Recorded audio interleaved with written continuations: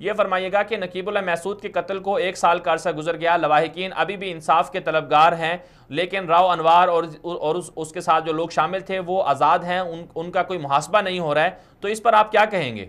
नकीबुल्लाह मसूद का केस पहले दिन से ही काफी मशकूक चल रहा है पाकिस्तान की सुप्रीम कोर्ट में। तो पहले दिन से ही राव अनवर का रवैया और उसकी सारी चीजें देखकर एक तरीके से ऐसा लग रहा है जैसे रियासत इस केस को जानबूझकर लटका रही है।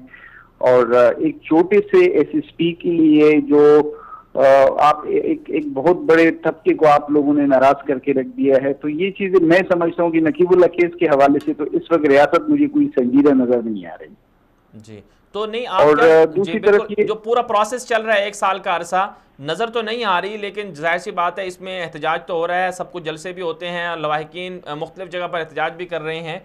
तो इसमें अब करना क्या चाहिए, आप क्या समझते हैं? जिस तरह से आप लोगों ने आवाज़ उठाई, सोशल मीडिया पर ये मामला आया, फिर वो बेनकाब हुआ जाली पुलिस मुकाबला। मदनी साहब, नकीबुल्लाह मसूद के हवाले से काफी मेरी मंजूर पश्तीन से भी मेरी बात हुई है, दूसरे कौमपरस्त जमातों के जो रहनुमा हैं उनसे भी मेरी जाती बात हुई है। लेकिन नकीबुल्लाह मसूद के वालिद साहब का किरदार जो है वो इस हवाले से काफी कंफ्यूजन वाला किरदार है नकीबुल्लाह मसूद के वालिद का। क्योंकि मंजूर पश्तून की भी उसने सख्ती से मना किया है कि वो इस पर कोई बात नहीं कर सकते, और जो दूसरे जो सोशल मीडिया एक्टिविस्ट जो उनकी करीब रहे हैं उनको भी मना कर दिया गया है। और इस वक्त जो ये केस है ये नकीबुल्लाह मसूद के वालिद साहब और कराची में जो तहरीक इंसाफ की जो सरबराह हैं सैफुर रहमान साहब बराह रास्त इन चीजों को खुद लोग आफ्टर कर रहे हैं। तो अगर नकीबुल्लाह मसूद के वालिद को अगर हम देख ले तो वो थोड़ा सा मुतमईन नजर आ रहे हैं, लेकिन अगर आप ओवरऑल पाकिस्तान की सिचुएशन देखें या पश्तून को परस्तों को देखें या जो सोशल मीडिया के जो एक्टिविस्ट हैं, तो वो इस केस को उस तरीके से नहीं समझ पा रहे हैं जिस तरीके से ये केस जो था वो पहले दिन से क्लियर था। तो मैं समझता हूँ कि नकीबुल्लाह मसूद के लिए रियासत हुकूमत पाकिस्तान का जो रवैया था वो पहले दिन से ही इंतहाई गैर संजीदा सा है।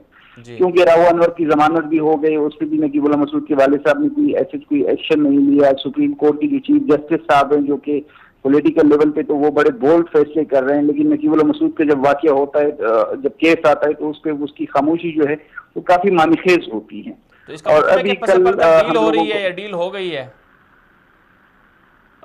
जो इतलात हैं हमारे पास इस वक्त नकीबुल्लाह मसूद के वालिद साहब के हवाले से ये कहा जा रहा है कि शायद उनकी काफी हाई लेवल भी डील हो गई है, लेकिन अल्लाह ना करे क्योंकि ये सिर्फ अफवाहें हैं जो हम तक पहुंच रही हैं। लेकिन नकीबुल्लाह मसूद के केस में मुझे ये चीज के इंसाफ की मुझे कोई उम्मीद नजर नहीं आ रही कि नकीबुल्लाह मसूद की जो मुजरिम है राव अनवर को सजा मिलेगी और इस केस में जो है वो इंसाफ का बोलबाला होगा। आप मुझे ये केस सारी सूरत हाल को समझते हैं, राव अनवर के पीछे कौन लोग हैं जो उसे बचा रहे हैं, उसको रियासत उसको सजा नहीं दे पा रही है, तो ये इससे तो फिर सिलसिला जो है ये चलता ही रहेगा। देखिए, राव अनवर के पीछे जो लोग हैं वो तो बहुत ज्यादा वाज़ेह हैं। ठीक है ना कि किन लोगों के कहने पे ये मर्डर्स करता रहा है और इसके पीछे कौन से जो लैंड ग्रेबिंग या जो बिल्डर टाइकॉन्स हैं, मैं नाम नहीं ले सकता, और कोई जो पॉलिटिकल पार्टी है सिंध की तो उनकी सरबराहान पे काफी नाम है। और इसके अलावा इनकी मलीर कैंप के अंदर पाकिस्तान के खुफिया एजेंसियों के साथ काफी अच्छी रिलेशन है।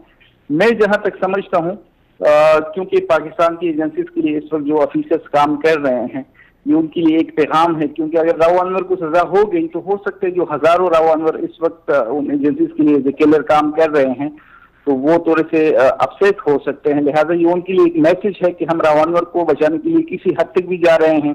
तो इसमें पॉलिटिकल और फोर्सेस के हवाले से दोनों का किरदार बहुत ज्यादा आरिफ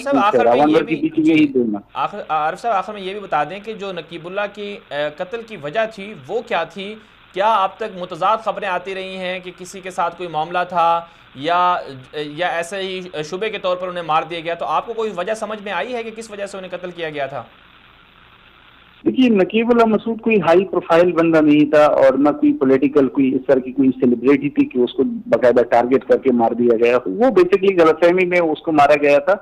लेकिन नकीबुल्लाह मसूद की जो मर्डर की पीछे कहानी थी वो कुछ वो पैसे थे जो दुकान के लिए उनकी फैमिली ने उसके हैंड ओवर किए थे, तो सोराब गोड में जो शेख शूटर का जो मखबिर था, उनको जब पता चला कि नकीबुल्लाह मसूद के पास कुछ पैसे हैं, तो उनको CCTV से उठवा लिया गया और कुछ पैसे ले लिए गए, क्योंकि 10 दिन तक 12 दिन तक वो बेचारे उसके घर वाले उसको ढूंढ रहे थे। सारा पैसों का मामला था। लेकिन जब वो पैसे उनके कुछ हाथ आ गए तो इन्होंने ये किया, क्योंकि कराची में आपको पता है कि CCTV जो है पुलिस की एजेंसी किडनैपिंग के अंदर काफी इन्वॉल्व है, मेरे दोस्तों को भी वो डाल चुकी है।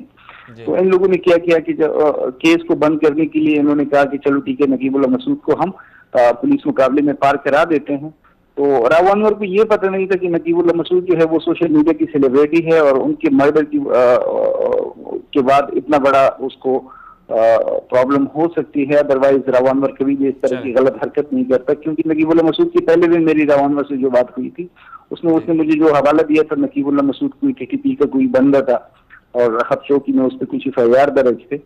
तो लेकिन वो सिर्फ नाम की ममासलत की वजह से शायद राव अनवर भी इस गलत फहमी का शिकार हो गया था कि नकीबुल्लाह मसूद जो है मिलिटेंट है।